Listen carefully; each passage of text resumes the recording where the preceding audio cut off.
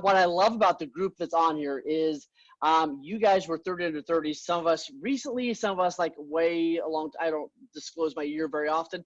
Right back in the day, and you guys have stood the test of time, right? So like you were not like fly by night, like rock ship kind of people. You've actually stood the test of time over the last several years. So would you each take a second and just introduce yourself, and Ginger, Brad, Amanda, if you want to do those you three first, just kind of who you are, where you're from, what you're doing. Sure. I am Ginger Peters, Raleigh, North Carolina. And can you hear me okay? Yeah, you're good. Cool. So class of 2014 and excited to be here with you guys. So many familiar faces. Love it. And what does your team look like, just so people have an idea of like your team size and that you're actually legit? Right now we have 2 listing agents, 4 buying agents, and 2 admin. Awesome. I stepped out of production last January, or actually even, yeah, this was last January. So I am on the edge of getting right back in here soon. So we'll talk about that in a second. Yeah. Oh, I love it. All right. Brad Allen, who, if you all don't know, we learned last week, grew up on an ostrich farm. So we're going to leave that for another conversation, but little did we know. I'm just saying, like, the secrets reveal themselves. There we go. All right. Brad Allen, my friend. Yeah, I don't know if the ostriches raised me or if I raised them. We're still trying to figure it out. But I still, am not as tall. Yeah, I'm not as tall as Aaron, so I didn't get the genetic gene. So with all that being said. You were in that picture. I mean. That was hilarious. I didn't even notice that. It's a power play, Aaron, power play. So all that being said, I am Brad Allen. I'm from the great state of South Carolina. I run a boutique brokerage that we are sort of set up like a company. We're in 2 actual physical markets, about 6 different MLSs. And yeah, I've got about 14 agents, 6 or 7 or 8, I don't know, staff people. And we are brick and mortar. So that is us. Very cool. I love it. All right, Aaron and Amanda. Hello from Houston, Texas. We, Aaron and Amanda, we run a small team with Coldwell Banker. We only have, it's just us and then another agent. So we're very small relatively to some of the other people that are on this panel, but we do about 25-30 million a year. And yeah, class of 2012 for 30 under 30. Very cool. I love it. Love it. Love it. All right. Eric, Isabel, and Angie. Eric, take it away. Hey there. Thanks for having us, Wayne. Really appreciate you putting this together. My name's Eric Rollo. I'm with William Ravis Real Estate, which is a family-owned, the largest family-owned brokerage on the East Coast, all over New England, the Northeast, and down in Florida. I run a team of 5 individuals, and we specialize in kind of downtown Boston and the surrounding areas. Very cool. Very cool. All right, Isabel from the Lake. Hey everybody, I'm Isabel Affinito. I am based in Austin, do a lot of work in Central Austin. I run a team. It's a small team of all women. There's 4 of us total. I'm hoping that we hit 22 million this year. And in addition to running a team, I also do sales training for my company and some one-on-one coaching and consulting and things like that. So I have a couple different things going on in the real estate space, and I'm really excited to talk to all y'all today. You got a whole lot going on. I love it. All right, Angie Cole. Angie, I think you were the very first 30 under 30 that I got to start working with, actually, if I remember correctly. I feel special. You are. Class of 2013, I feel like that was forever ago. But yeah, Angie Cole in Raleigh, North Carolina, run the team A Cole Realty. Last year we closed like 98 million, and at the end of the year added a couple of agents, and there's now 15 of us, and that includes admin staff, and goal is to do about 110, 115 million this year. Dang. Okay. Awesome. All right. So let's jump into this. So, what a crazy, amazing time right now. Would y'all agree? Like, I don't think most of us have not seen this, anything quite like this, in our lifetime. So first off, give me a little update. Where are you guys at? What's kind of your market? Give me a little update, kind of go in the same order and give me an idea of what's happening in your market. Are you guys full lockdown? Are you up? Are you down? Give us a little insight to where you're at. Ginger. Oh, okay, we're going to rotation here. So we're pretty much up and rolling. We have one county that we cover that has some limitations as far as showings and things like that. But Not a ton. I mean, we're essential, so we can still, if we choose, go on appointments, but we have just moved almost everything virtual for our team. Yeah. Awesome. Okay. Yeah. Good. Yeah. So Brad. we're in the office. We're working. We've been deemed essential since the beginning, which is an oxymoron, right? But either way, I'll take advantage of it. Staff shows up every day. Some agents, about a third of my agents are sheltering in place, which is cool. A third are here and there. And then the rest of them, if I can do math correctly, another third of them are actually out rocking and rolling. So I just did a listing appointment today, gloves, mask, came back. We'll do a Zoom follow-up. So our stuff is moving quick though. We were doing 200 listings a week in our small interior, and then it went to 100, and now it's at 50. But everything is about 75% of our houses are moving within 2 days still. Wow. So it's crazy right now. Wow. That's amazing. Aaron, Amanda, what are you guys seeing down in Houston? I'm seeing I want to be in Brad's market right now. Yeah. Yeah, exactly. I'm seeing that's where we want he's to be. hiring. He's hiring. Yeah. So Houston, we're very much tied to oil and gas. I'm sure everybody watched that debacle earlier this week, trading in the negatives. Major market as well. So we had a shelter-in-place deal for about 3 weeks, to where we were essentially shut down, but we've seen the last 2 weeks things starting to open up again. Listings coming back on the books. People actually showing again and starting to move. So I think these past 2 weeks and where we're going from here are a little bit more indicative. So. Okay. Yeah. Yep. Interesting. Okay. Yeah, Eric. Up in Boston, we've been on a stay-at-home for a little over a month now. I think we're on like 40 days, but real estate has been deemed essential, so we're still working. Max from my team, who a lot of you know, is still out there doing showings. He's actually at an inspection. If he's not there yet, he's on his way. Abigail is not really doing in-person showings. We're covering for her, but we're doing most of our list presentations virtually, and the beginning of every process is starting virtually, whether it's 3D tours or videos, before we do distance showings down the road. So it's business as unusual is what I keep saying here. You know, you guys are you have a lot going on. So you're not only are you guys in kind of a hard lockdown, but you also have a lot going on as far as COVID in your city. You know what I mean? Yeah. So some people are on lockdown, but there's not a whole lot going on in their city. But you guys are on lockdown, and you've got some stuff going on in the city. So it's an interesting. Yeah, they're saying you know, we're still on the up. We haven't flattened yet. So yeah, we're trying to work through that. They're increasing testing and things of that nature. We're just trying to be resources for our clients and our community and point them in those directions as much as we can, and not be out there like sell, everything's normal. Is kind of the and you guys, I'm excited to get into what you guys are doing, because you're doing some really cool stuff to get those resources and connect with the community. So Isabel, what are you experiencing from the lake? So we're still doing a lot of business, and like the rest of you, we have moved very much virtual and are being extremely careful about when we do things in person, but there has been some stuff that has to happen in person. It's probably once or twice a week now instead of, you know, all day, every day. Anecdotally, we had a listing on the market for about 5 days, went under contract, had a closing yesterday. So there's still a lot going on. And from a numbers perspective, I've been looking really, really closely so that I can keep my clients informed. We're at about half as many pendings and half as many closings as we would normally expect. And that sounds a little bit crazy, but our inventory is down too. So prices haven't changed. But like in a normal April, you know, we would have had 1,000 closings for the city of Austin, and we're probably going to have 500, 600. So it's been interesting to watch that and see that, like, we can have half as much volume, but the prices don't change. That's weird. It is. Angie, what are you guys seeing?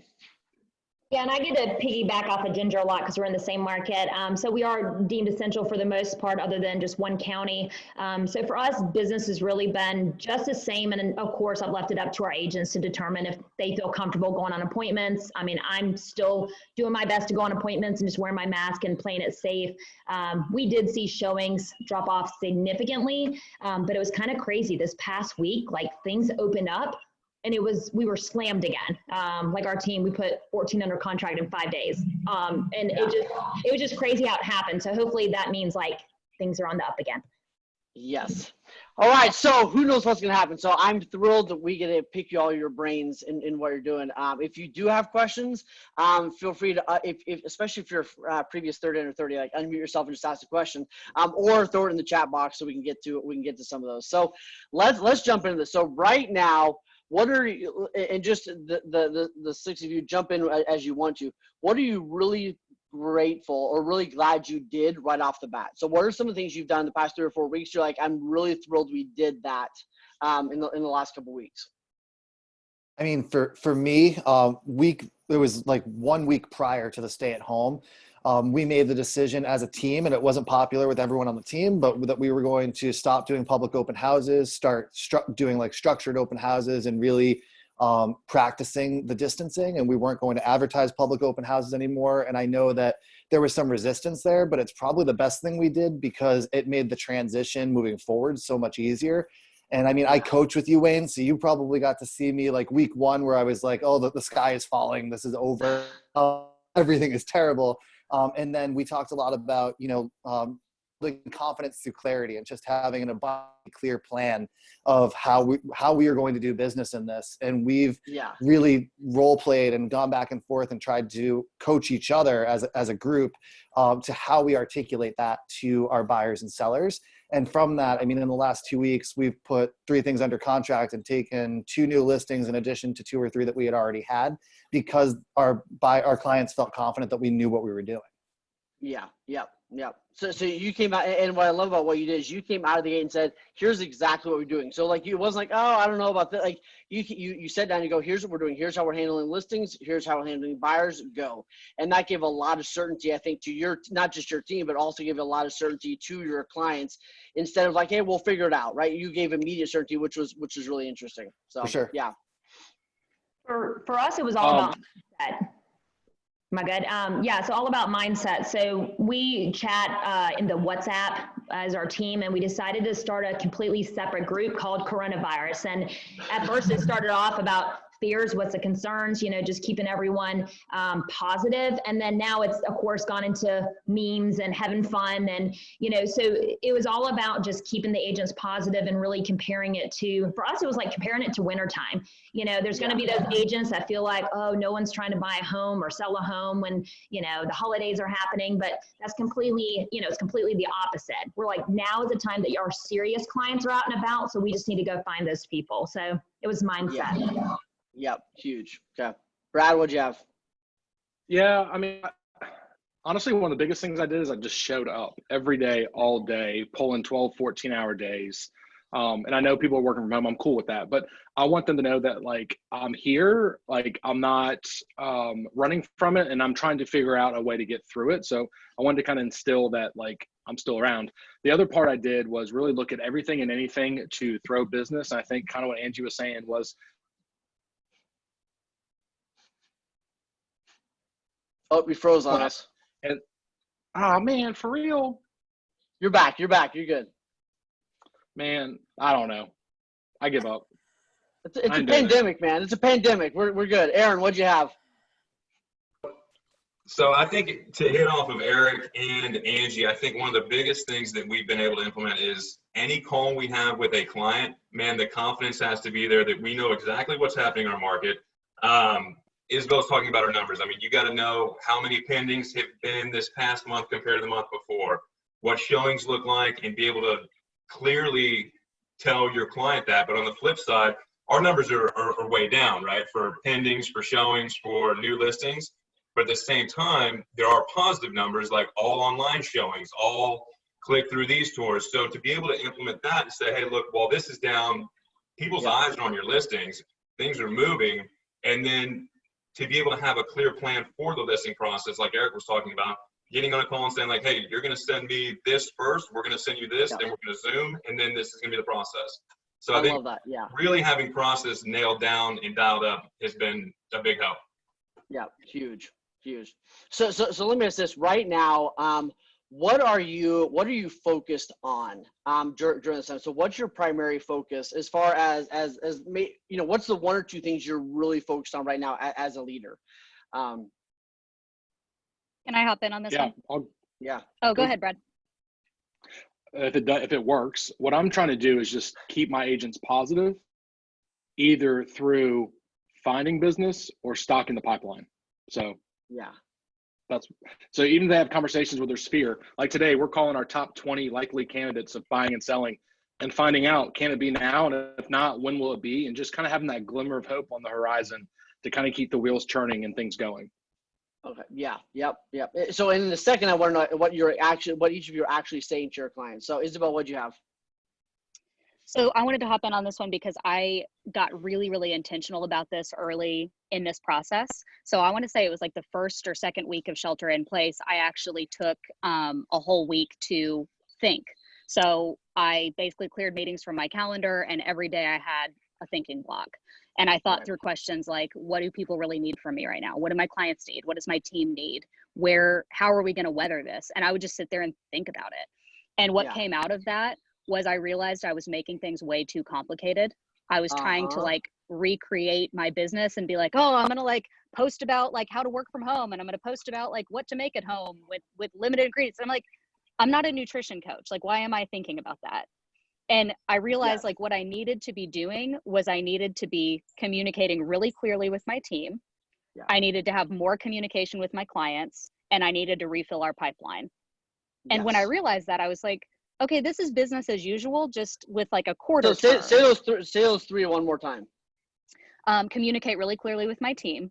Awesome. So I thought about, you know, what does surviving look like and what does thriving look like, and how can I communicate those numbers to them and be really, really honest with them. So communicating with my team, communicating with my clients, and refilling our pipeline. Love that. And that's like, I love how simple you just brought that back to, because there's how many of you would, in those of you that are watching, like how many of you have felt overwhelmed at some point in the last several weeks? And it's just like, I just need to do stuff. Like, you don't know exactly what you need to do, but it's just like, I got to go. I got to do stuff. So Isabel, I think it's so brilliant. Like, bring it back down to like, okay, here's the two or three things, and what's the one or two things they need to do in each one of those. And there's like a gazillion things you could do, but I love about what all you're doing is like, you've all chosen like the one or two things. So who else? Like what's the focus right now? Well, I think, so Isabel talked about this a little bit, but people right now are craving connections, right? So it's the communication with your clients, but it's also allowing them to experience this with you. So we've been really focused on the people in our community and trying to bring in, like, I'm not a nutritionist and I'm not a bartender, but I can bring those people in that right now I can support their business by putting them out there on Facebook Live, things like that. And then we're converting all of that into blog posts and highlighting those businesses so that when we do come out of the stay at home, we can kind of drive traffic back to them. And that's been really, really successful for us. Yeah. Well, and I love, and I think that what you're doing is so well right now. It's one of your things, like enlarging your boundaries. So you're figuring out like, how do we grow our database or our Facebook footprint? You know what I mean? You know, the connection we have right now during this time. So by you highlighting small businesses, allow you to connect with people that maybe you wouldn't have been able to connect with in the past. And that's the beginning of that relationship. And that's like the one of the things you chose to nail. Yeah. Who else? What's the focus? So ours is, just really, for me, I wanted to make sure that my people were engaged and just keeping their mindset in check. So since day one of our lockdown, we've had a 9 a.m. call and a 4 p.m. wrap-up call.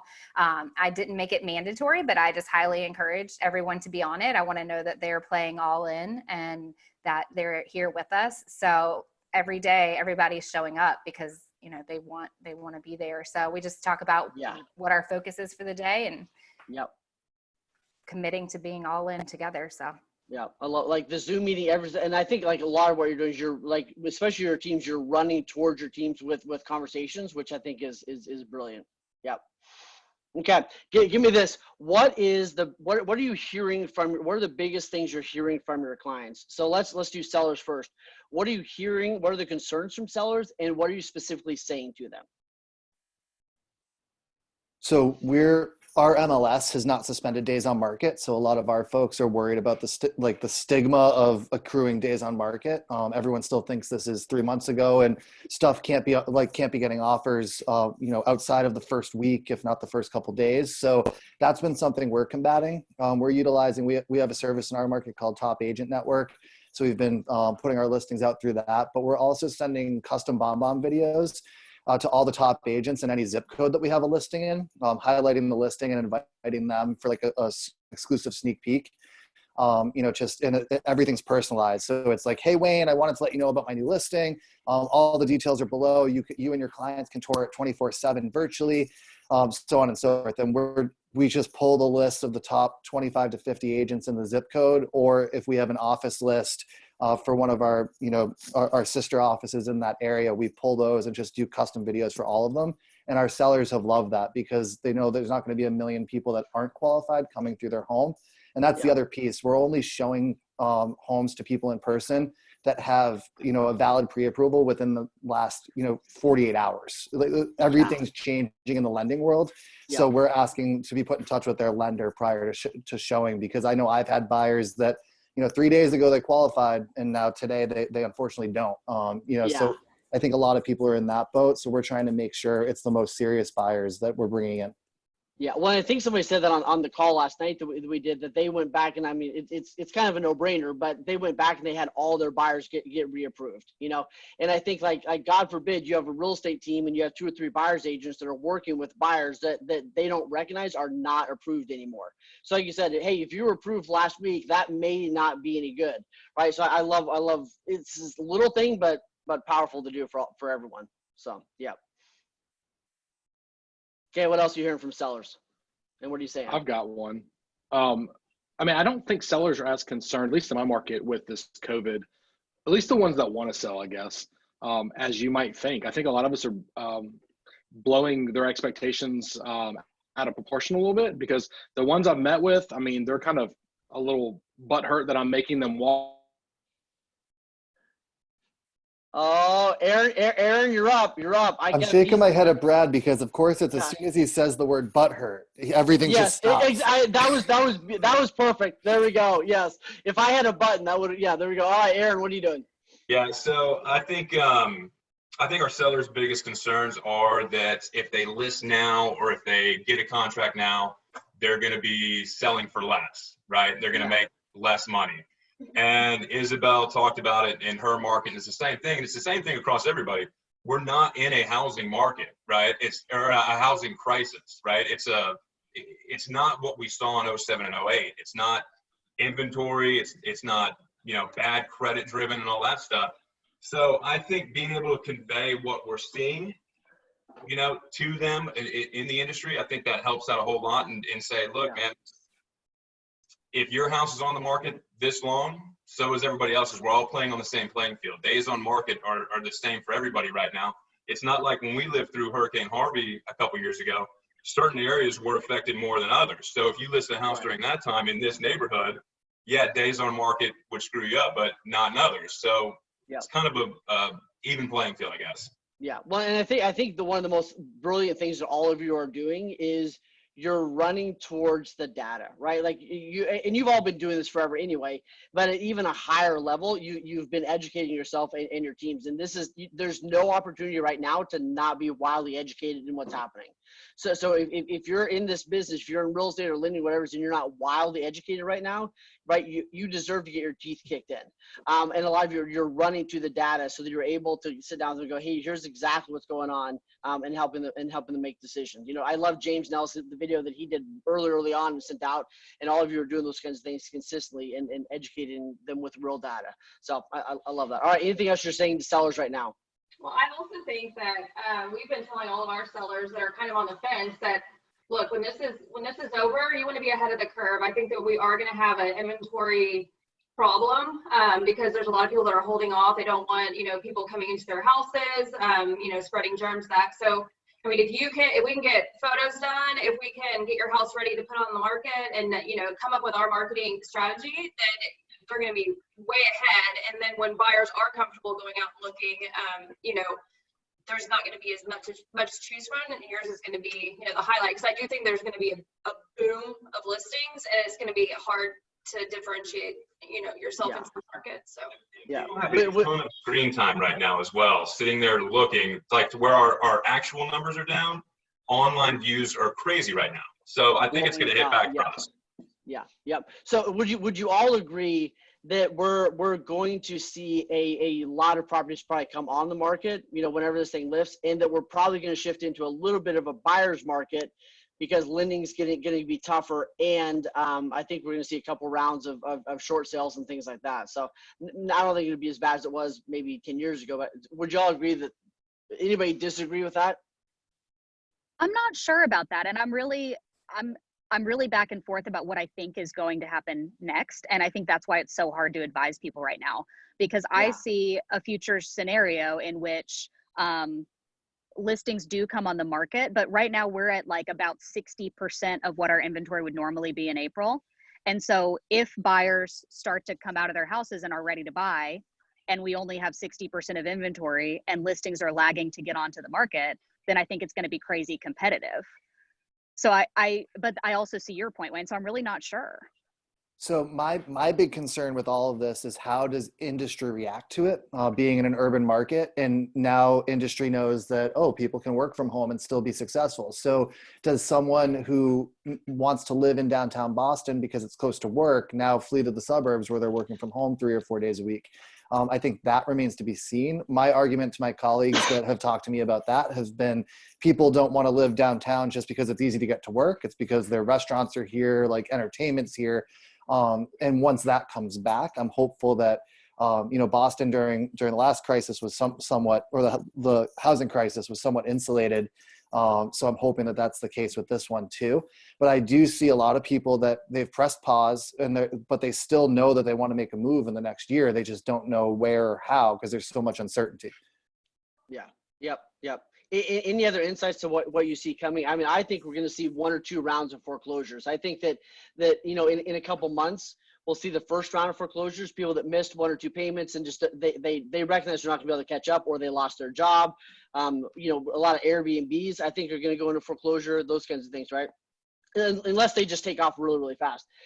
And then I think that we'll see in maybe 6 or 8 months, 9 months, probably the second round of foreclosures, which is the people that, got deferments. They're trying to figure it out. And then 6 or 9 months from now, they're not able to get back up. So I'm not trying to be negative, Nelly. I don't think it's gonna be bad as it was in 2007, 8, because a lot of people have equity, thank God, compared to what it was, 12 years ago. Yet I do think we'll see some. So there's a good opportunity.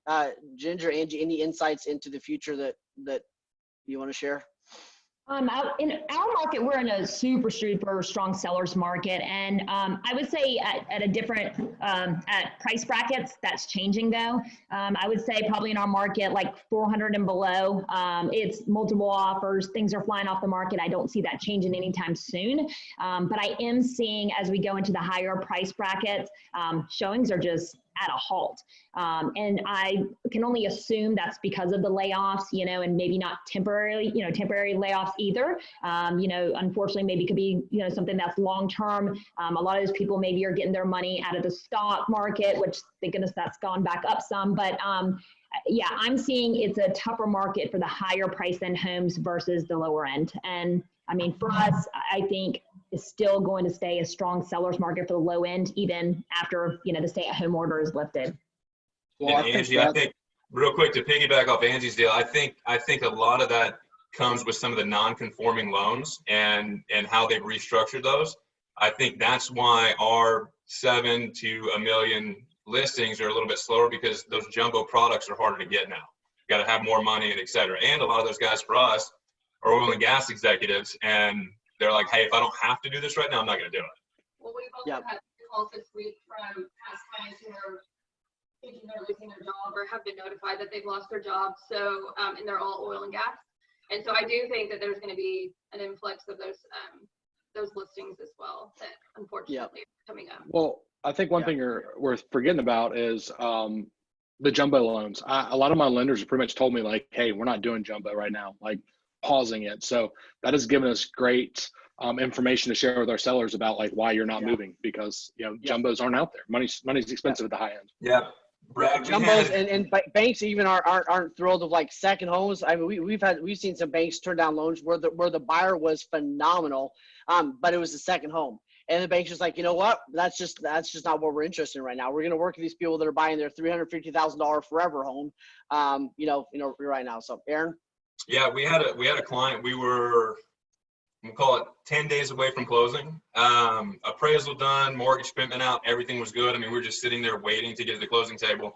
And I get a call from him. He said, man, the lender, the investor they were going to sell the loan to is now no longer taking this product. Sorry, we don't have a product for you. It was a $900,000 home that was 10% down. And he said, hey, man, I either got to start over or I got to get out of the contract. And so out of all places, Chase closed it in 11 days. So either one.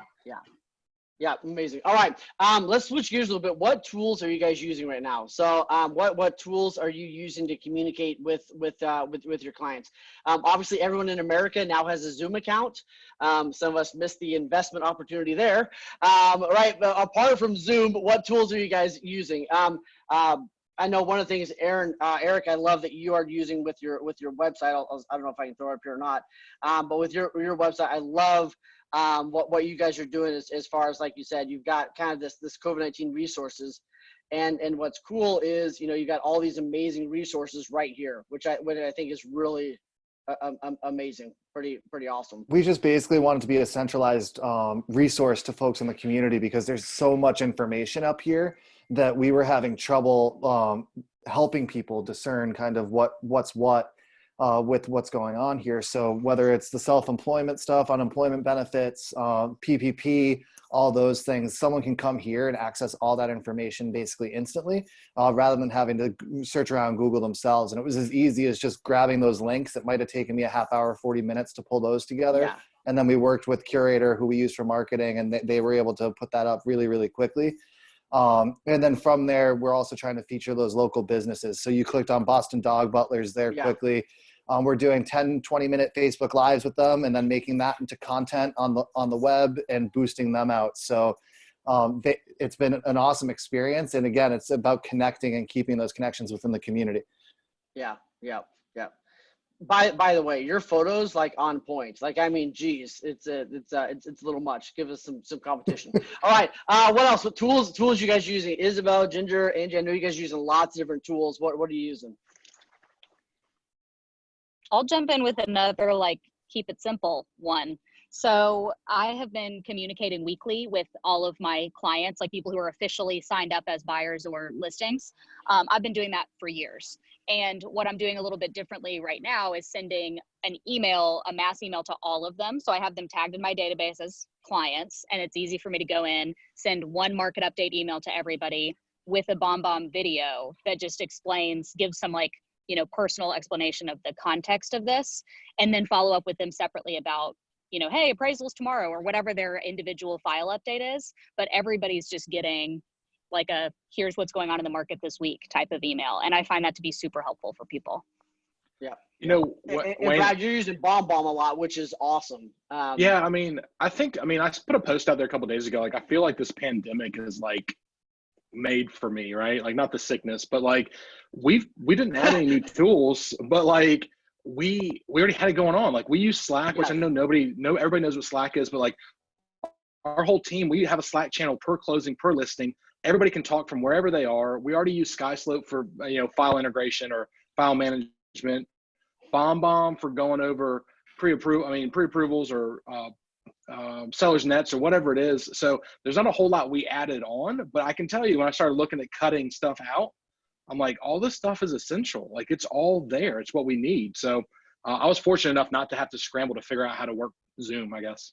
Well, I think those are two things y'all are really doing well. Is y'all are, like, you were so, like you were saying, Eric, dude, like, you're so ahead of you're already doing 90% of the stuff before this started. And, Angie, I remember you and I having a conversation, several weeks ago, like, what do I need to cut? And it's like, you really didn't need to cut very much, because you already been actually watching your numbers and doing things effectively. And some of you were able to go back to your vendors, though, and get reduced charges, reduced costs, everything else. So all of you did that. But for a lot of you, you didn't have to do massive cutting, because you were actually running a business and you're watching your P&L and doing everything. You know what I mean? So there's a lot of agents like, I had to cut 50% of my stuff. It's like, that probably means you were running a hobby, not a business. Like, if you had to cut 50%, like, you were not looking at where the bus has been going for the last year, right? So Eric, what'd you have? Well, I was just going to say, Brad hit the nail on the head, and you touched on it there. While other people are trying to learn, other people are learning this stuff, we're leaning into it more. We're just using what we were already doing, just at exponentially higher rate. Whether it's like for us, BombBomb, I've had BombBomb for 2 years and I used it here and there, but now I'm leaning into BombBomb because it's such a way to build a connection with someone from behind a screen when I can't see them in person. Yeah, so good. Well, Wayne, So good. I'll add, if y'all, I mean, and I don't get paid by BombBomb. All my staff is on it, but like, Why if you don't you have get paid by BombBomb? Like back to the conversation we are having 60 seconds ago. Like, why aren't you? Like, maybe we should have that conversation. Anyway, I get think paid it's by something to do with BombBomb. this. There you go. Oh yeah, Um, I have this. but I if have the you're- same radio. That's my opportunity. If you're not using it though, y'all, like it's a differentiator. I don't care if you're afraid of, I'm not going to go into the whole video aspect, but do it, because we're even going in when we're carrying 100 listings and doing listing updates to our clients every 2 weeks. We're recording a screen grab of it, going over all the comps, all the statistics, sending it to them, letting them review it, and then jumping on a 3-minute call instead of a 30-minute call. It's just so much more helpful and being strategic and being more, that's the only way you can get front to front with people right now. Like, use it. It's great. And I think that's the greatest benefit in the next couple of years is like all the things people got comfortable with now that we're going to be able to keep doing. Like, why were we driving all over the place? Anyway, Angie, what'd you have? I was going to say, this whole thing kind of gave me an extra kick in the butt to ask my vendors for more help. I was already getting a lot of help from, some of them, but I mean, I went to another lender and said, hey, can you help me here, here, and here? And I mean, I saved probably, it was $5,000 a month as far as like what he's now contributing. So, I should have already had that conversation before now. Yes. This pandemic is an amazing opportunity to do some of the stuff you've been needing to do. Whether that's getting people off of your teams, whether that's cutting expenses, whether that's bringing people in. Like, this is a humongous gift to all of us to really speed up some of the things that we know we need to be doing and really facilitate those conversations. So other tools, if you guys have tools you want to drop in the comments, that'd be awesome. Ginger, what'd you have? Any other tools y'all are using? No earth-shattering tools. One thing, I don't know if you're getting into kind of like marketing to your database, but we have been doing virtual Friday nights every night since this started. And last week we had 22 teams on for trivia. We're getting a ton of past clients. And so this Friday we have virtual cooking with like a top chef in town. So that's something we never would have done outside of the pandemic. So that's been really cool. Yeah. So what are your opportunities? Like, what are you running to? So like Ginger, let's start with you because you're there. Like, you're running to your database. Like, what do you see as the opportunity? Kind of what's the goal in the 30-day lockdown quarantine experience? So ours was just re-engagement. We called every single past client the first week that this hit, just to re-engage, just to get in front of them and truly to come from contribution and see how we can help them. I mean, there was a lot of fear and a lot of anxiety. So we just ran towards that and how we could be a sounding board and a positive influence. Yeah. So you're doing happy hours, you're calling, anything else you're doing right now? I mean, we did a community fundraiser that, Awesome. we pushed and we're able to help, I think 14 families now. So that's we've just been running towards opportunities to help and serve and reassure. Yeah. Yep. Awesome. Okay. Who else? What are you doing? I'm hitting What's recruiting. The opportunity? What are you running to? Recruiting. Amen. Yes. Yeah. I'm not a big recruiter per se of like licensed agents. I tend not to get along with them too well, but we're leaning into like the half dozen to a dozen. They're horrible people. But I'm leaning into it because everything I'm putting out to my team of like, hey, don't forget about this. Hey, try this. Hey, this. I'm sending them going, hey, I don't know if this would be helpful to you. Like, I sent them links to this today. I don't see anybody on here, but just throwing that out there to them and, providing them something, because a lot of them are going, hey, my broker is furloughed right now and the office isn't open. Like, this sucks. I'm like, oh, we're open, drinking a beer. You should come over. So yeah. Yep. Amen. I guess I shouldn't say that publicly, but whatever. No, you're good. Okay. Eric, what are you doing? Because Eric, one of the things I loved you said yesterday on our call was like, you're having other agents call you and like being like, hey, you're nailing marketing. Like, can you help me market my listings? Like, they're not on your team. They're not even part of your company, some of them. So like, you're like, people are being tracked. So if any of you are struggling with recruiting or team building right now, you're just not doing it right. You're not telling your story because people are realizing that the leaders they've been following aren't actual leaders. And they're running to y'all, right? They're running to, I mean, there's so many on this call that I know are leading really, really well. I just want to make sure you're telling your story well so that other people know that you're leading well. And Eric, you guys are now. So Eric, for you, anything else that you're doing? I think just no, like stuff like this and using ourselves as resources and talking about what is working is valuable to those in our real estate community. And I always preach to everyone on my team, everyone in my office that, you know, like we're kind of an open book. Everyone can see what we're doing because our colleagues, we need them to get to the finish line. Like I don't get paid, the seller doesn't sell, the buyer doesn't buy, and no one gets paid if we don't get to the finish line. So we're trying to be a resource even for our competitors because they're colleagues, not competitors. We've had agents in our office say, hey, like you nail it on Facebook and Instagram. Would you be willing to feature our listings? And we're doing that at my cost to try and generate leads for the buyer's agents. It's a win-win for everyone. They get 20,000 sets of eyes on their listing. And we get, and Abigail's on the call and I don't know if she can unmute, but I don't even know how many leads she's gotten in the last 24 hours off the 2 ads that we're running, but I can tell you I'm manually assigning them and it's like 2 hours a day of going through and round robining them while we figure out our lead routing within our new CRM.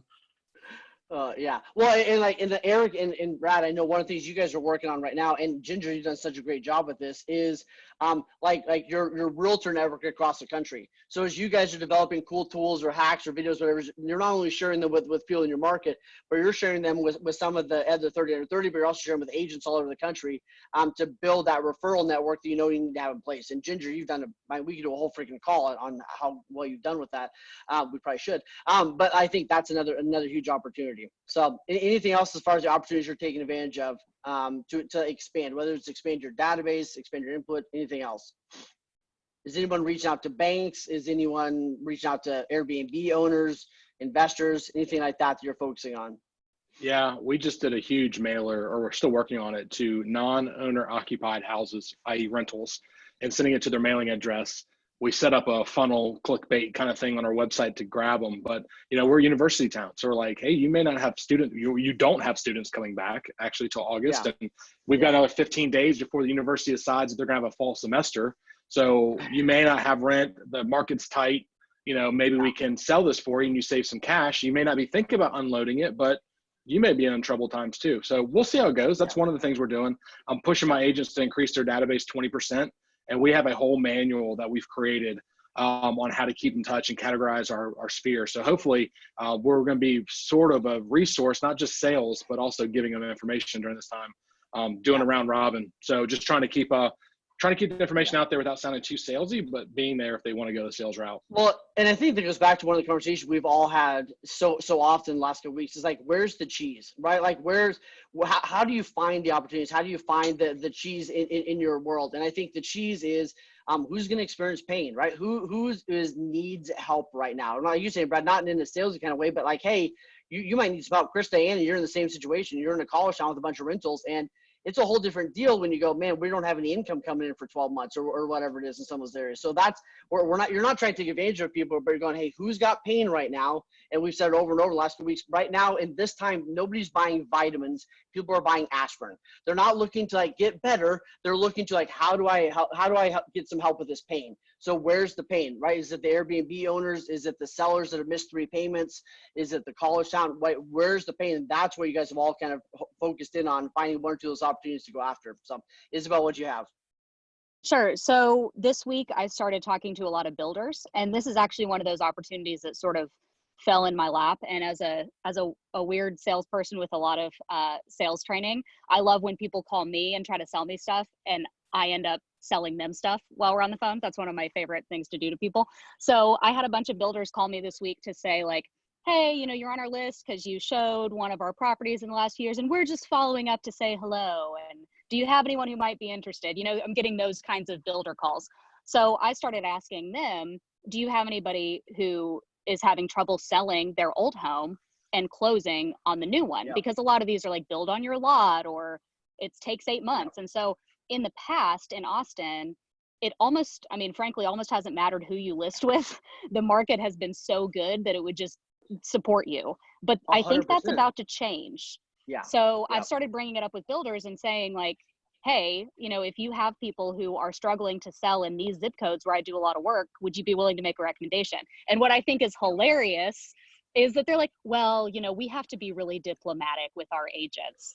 I'm like, It's a pandemic, right? We threw okay. get that out of the way. Like, yeah, right. Oh, amazing. Same thing with lenders when they're like, well, we really can't play favorites. And I'm like, I've been over backwards to talk my people out of using Quicken and into using you, but like, you can't do the same thing. Let's flip the script a little bit here. Can we talk about this? Yes. Yeah. Well, it's something that made me think of. Somebody mentioned this last night on the call too. Is most of us in every community around the country, the iBuyers have disappeared, right? For most of you, have the iBuyers disappeared from your market, right? So what they were talking about is like how many people were either working with an iBuyer company or they thought they would work with an iBuyer company. They already know about iBuying now, so now is maybe your amazing moment to lean into that in a whole new way. So I think that's really interesting. So.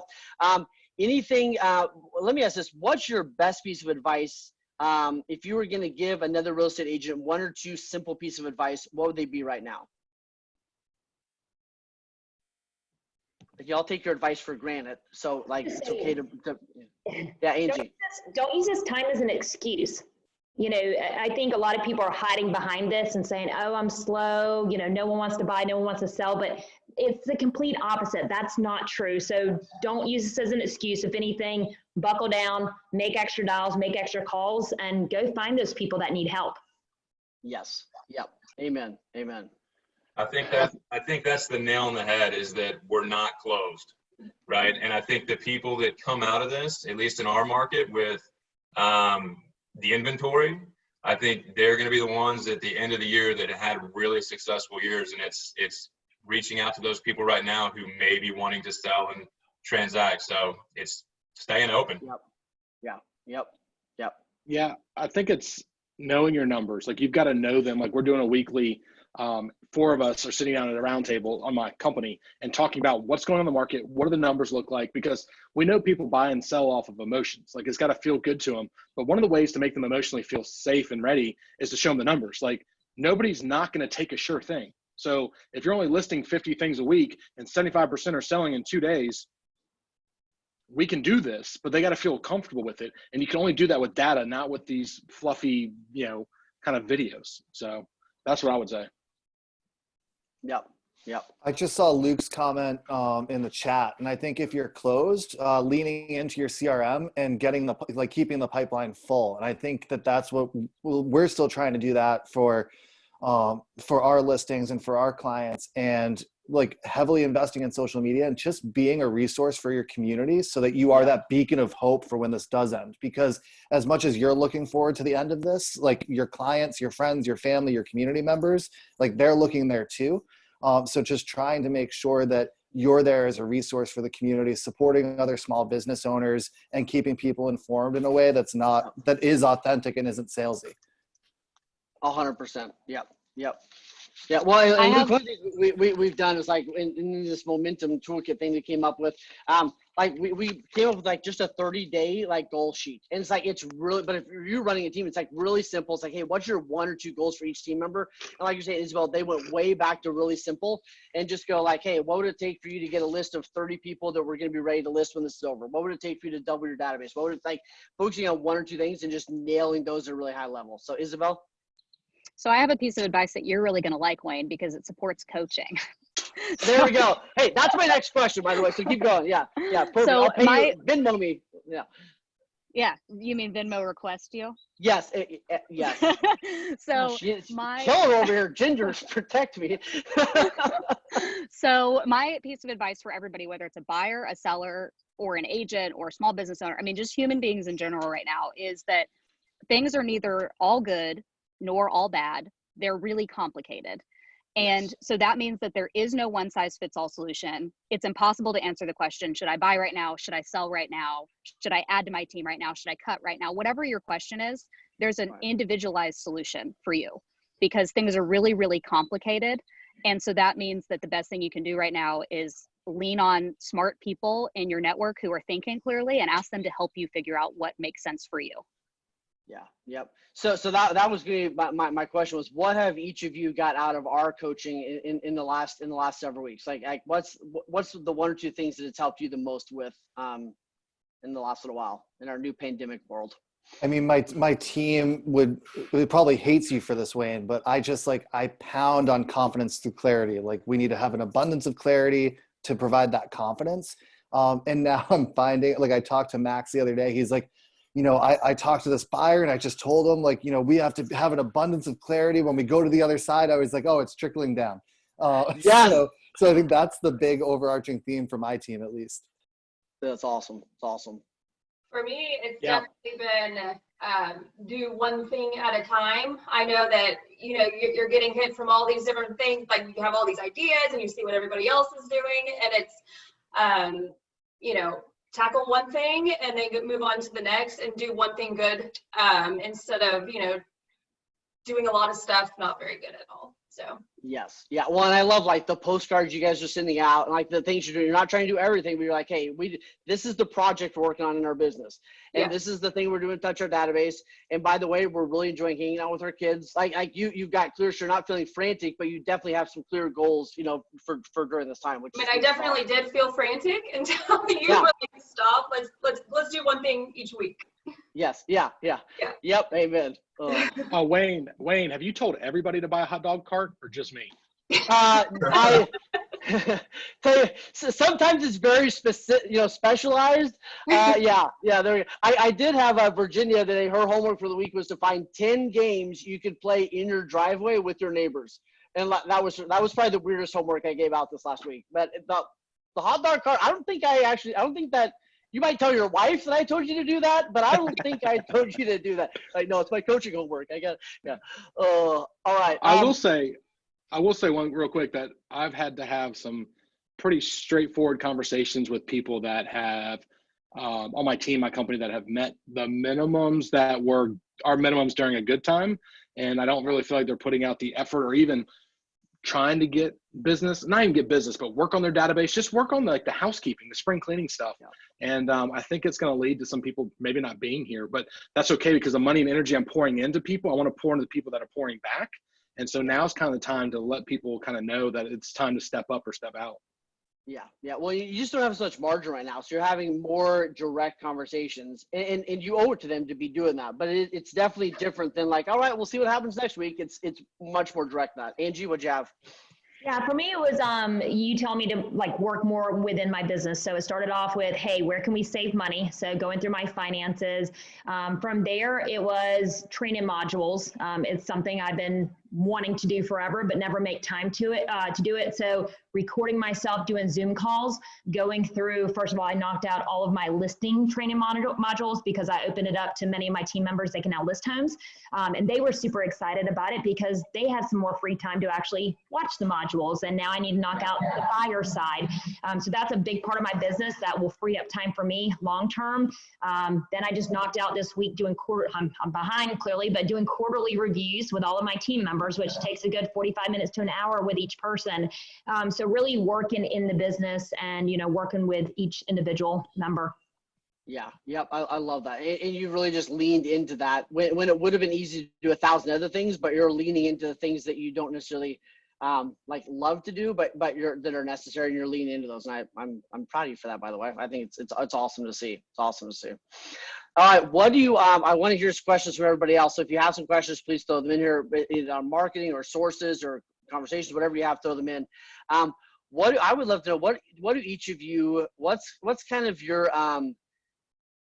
what's kind of your mantra going through this, right? What do you want to be proud of when this is over? Is it like I was resourceful and focused, or I was simple and consistent? Like, what's kind of your mantra? What do you want to be proud of as we get through this, whether it's over in, an hour, 7 weeks, 1,000 years, who knows what's going to happen? It's a freaking pandemic. What do you want to be proud of?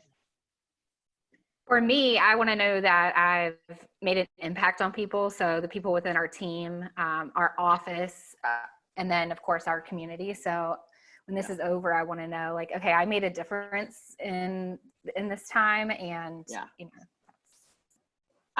God, that's awesome. That's awesome. Well, and I see, especially with you, like even like your team that is doing phenomenal, and let's be frank, if they didn't have your support, they may not be doing it phenomenal as they are as individuals, right? Like your support just in that is huge. So yeah. Who else? I mean, my mantra has been nobody's coming to save me. Like, it's just not happening. Nobody's coming to help me out. I'm not going to get a stimulus check. I'm not getting any of that stuff. So How are we going to be able to come through this? We keep telling ourselves we're the best in our market. We're the best at what we do. We're a community resource. Now it's time to actually prove it, because there's no better time than now. So I want to make sure everything we're doing is with intention, and it has, I get eyeballs. That's what I'm looking for right now. Eyeballs, not necessarily sales, but eyeballs, because if people think we're good people, they'll use us. So that's been my whole thing. Awesome. I love that. I love that. Yep. Be your own hero. Everybody wants to be a hero until they have to do the hero stuff, right? Like everybody wants to be that person until they actually have to do the work. So yeah, Eric, what'd you have? I think just for me is continuing to be a resource both for our clients, our community, and our real estate community, whether it's through things like this, through helping out the other people and our colleagues in our direct area. Because I do think, Brad said some people might not exist. I could see a lot of people making moves from their current situation and trying to find someone that they did look at as a leader through this and as a resource through this. Not even a leader, just a resource. I don't need to be marching down the street with a bunch of people behind me, but I'd like to know that I've had an impact on our community here in Boston. So. Yes. Yep. So good.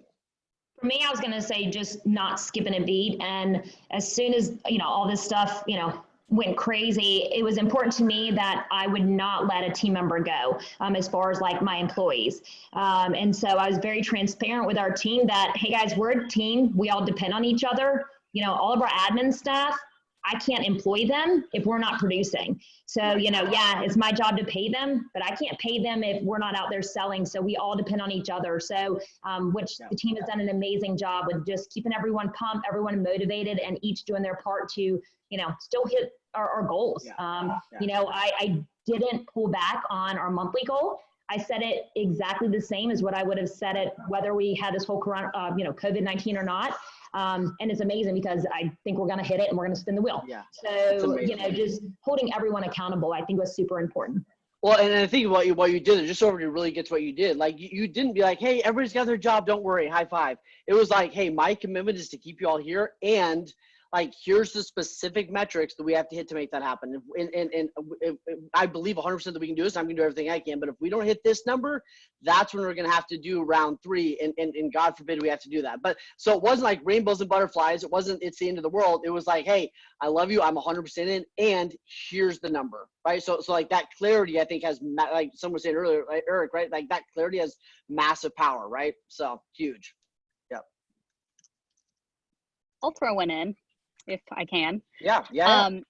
By the way, I've loved being on this call with Brad because I feel like we're having like this complimentary conversation. Like he's got this masculine hard ass energy going on over here, and I've got this like feminine woo woo yoga energy going on, and we're like, it's just so interesting. So which goes to my next point. Yeah. So I don't have a lot of woo woo. That's for damn sure. Yeah. Well, we need both, right? Because different people need different messages. Yep. So the thing that I am really hoping to be proud of at the end of this is finding joy in a really difficult time. So this is probably the biggest gift of rest and perspective and time to think about what's important that any of us will get in our entire lives. And I feel like everyone on this call has the ability to be really, really successful and make a lot of money throughout our lives. And for some of us, that's going to be right now too. But for some of us, it won't be right now, and we'll recover in a couple of months and go on to make a whole bunch of money. So for me, I'm like, I have my whole life to make money and to hustle, and I'm going to do plenty of it. And I hope that I take this time to just like be really joyful and watch the sunset, like the woo-woo yoga person that I am. Yeah, I think, well, and what you just said there really hit me. Like this may be the best time of rest we have in our entire life. Like that's a pretty big statement. You know what I mean? And like, I miss the hockey games and the baseball games and everything else, but like there's a beauty also in like jumping on the trampoline every night with my kids. You know what I mean? Like there's this beauty to that. And like Eric, how many business owners are sitting around doing Zoom calls with you right now that 6 months ago, that would have been an impossibility to get those people to have that opportunity. So, Ginger doing happy hours and cooking classes with your database, like that would have never been an opportunity probably 6 months ago. You would have done it. Nobody would, right? I don't know if anybody would have shown up. Like now it's like awesome. Like that's what they're looking forward to. They're like Ginger's cooking class this week. It's like, we're not doing anything else, but we have one thing on the calendar, right? And for a lot of people, like that's really what it is. You know what I mean? So leaning in and making this a beautiful, like we said all the time, right? right, I'm going to make this the best pandemic I've ever had. And I really believe that you all are making that. Doesn't mean it's easy, doesn't mean there's not significant challenges, but you've made that commitment to have this be a beautiful experience. And I think that a year, 10 years, 20 years from now, we'll look back at this time. And sadly, a lot of people that aren't on this call and doing the work, they're going to look back and have a lot of regret because they missed out on an opportunity. And then there's going to be those restaurants called looking back 6 months, a year, 10 years from now going, man, that was so tough. And I'm so thrilled for what I learned, how I grew, and what I've gained by going through that. Right. And that's why I love Chris Diana talks on our fuel calls. And I love his perspective because, you know, he's able to go, hey, when this one, this one, this one, this one happened, right here, we all survived. Here's what we learned. Here's the opportunity. So having that perspective, I think is huge. So Aaron, Amanda, what did you guys have? Yeah, I think just piggybacks right off that. I mean, I don't know how many of you guys have kids at home and everything else. I mean, for Amanda and I, we work together, like this is our business too. And now we are first grade teachers and pre-K teachers together at the same time. So for us, it's been, you know, prioritizing schedules and how that looks in our family. Our kids, like my 7-year-old, listens to most every business call I'm on. So how I'm acting in front of my clients is teaching him daily, which, you know, you don't have when you're in the office. We're sitting at dinner last night and, you know, they said this is the best month of our life, right? Just because the amount of time. So I think to lean into that, we're going to come out of this just fine. Business is going to be fine for us, but to really sit and have the time with our kids and us, the family unit, working through all this, I think is a blessing as well. Man, what a powerful statement. That's awesome. And I think a lot of us, our kids, our friends, our clients are looking at us to represent how you go through a tough time. For right? sure. And I think there's a lot, and that's why I get on my clients all the time, like share your stuff, share what you're doing, share your brilliance, right? Because like people need that right now. This is not the time to shrink back or be overly humble. This is the time to really help people because they're watching and they need to know how you're handling clients, how you're getting your mind in the right place. Like all of us have struggled. If you haven't struggled with your mindset in the last several weeks, like call me. Right? I'd love to know what you're doing. Like we've all in the last struggled several hours. Yeah. Since the beginning of this call to now, right? Yeah, right. Like it is, but I'm really thrilled that y'all are leaning into that and sharing that stuff with everybody else. So, all right, let me open it up to questions. Any other brilliance you guys want to share? One of the things that I wanted to share with y'all. Obviously, we put this out. I'm just really proud of this. I'm just going to brag on our team for getting this out. You know, we built this whole momentum toolkit. That you can go and download for free. And there's a lot of great stuff. I know a lot of you use it with your teams, but questions you need to ask yourself right now, like how to set some really simple 30-day goals. Right. And, you know, we've talked about, hey, what's your new schedule during the Rona, right? What's the things you need to be doing every single day as you're going through this, and then a bunch of book resources and everything else. I just want to share that with y'all. Because I'm really proud of our coaches that put all that together. I think it's a pretty cool, you know, value. So that came out of our like, hey, here's 40 things we can do for business owners. What's the one? And that was one of the 2 things we decided to do. So, all right, questions, ahas. What do you want to add? What have I not asked you that I should have asked you?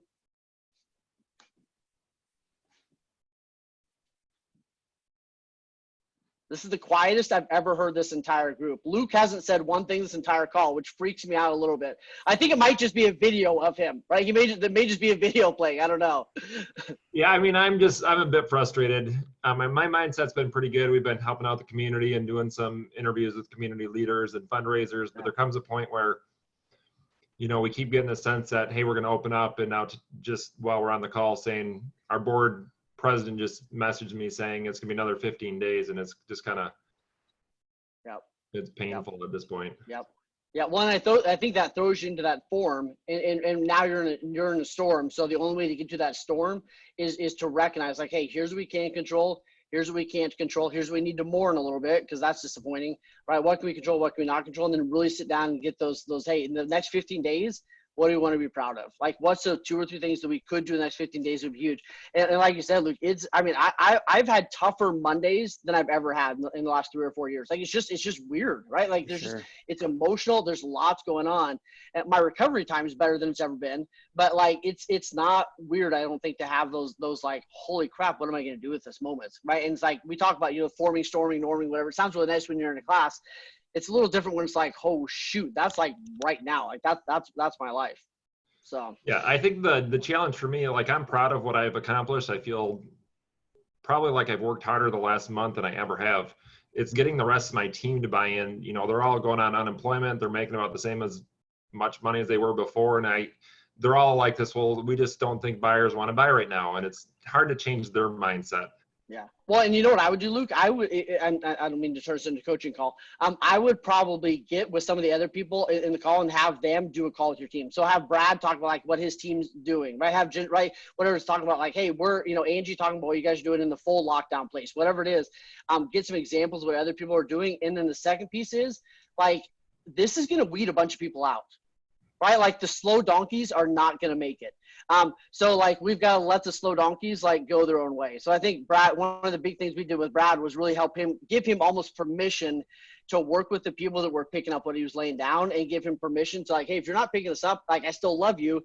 And yet I've only got time right now to spend time with people that are taking massive action. There's no margin for the slow donkeys right now. I don't know why I keep calling them slow donkeys. I just feel like that's a good representation, right? But I think that's what it is right now. And same thing with your clients. Right now is not the time to work with unicorn buyers, right? It's like, hey, if you're not ready to go 100% willing to do whatever it takes, like I don't think anything steals our energy faster than dragging people.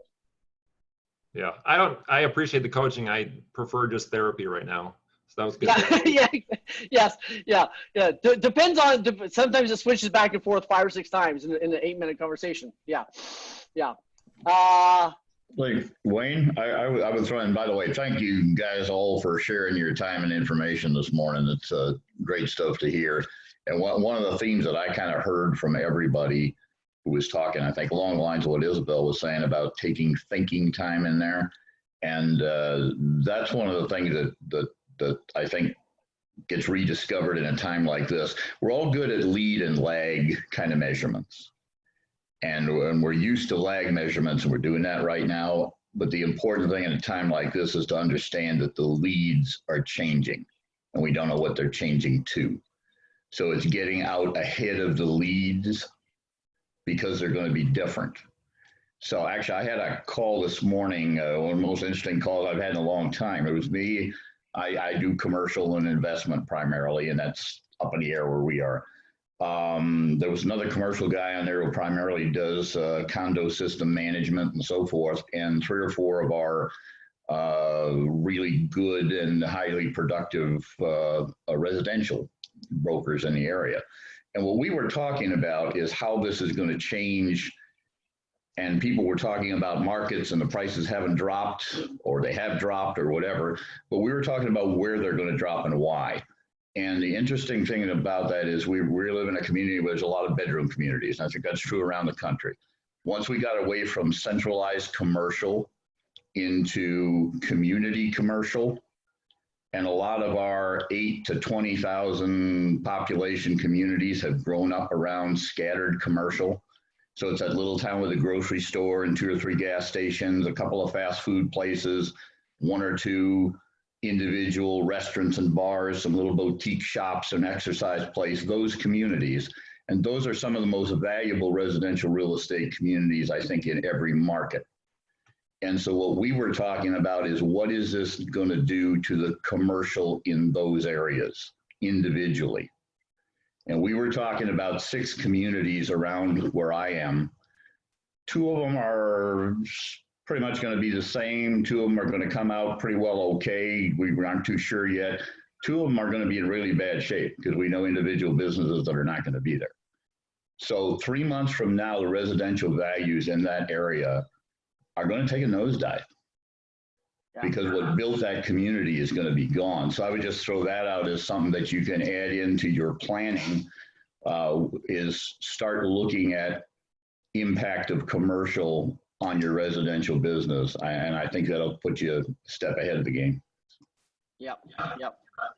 Well, and I think that for all of you, and it's just like continue to tell your story at a really high level, and like Angie, I think you guys, all of you are doing such a good job at it, but like these kinds of things are so huge, talking to the market of right now, and then sharing, hey, here's what's happening. And then I saw another one we were talking about, showings are up.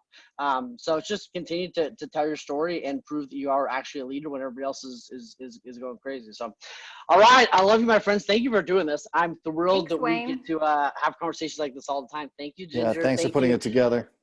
Eric, Aaron, Amanda, Isabel, all of you guys, Angie, all you guys for being here. It means a lot to me, and thank you for everything you're doing. So, all right, Thank appreciate you guys. you. Go get it. Bye, guys. Bye, y'all.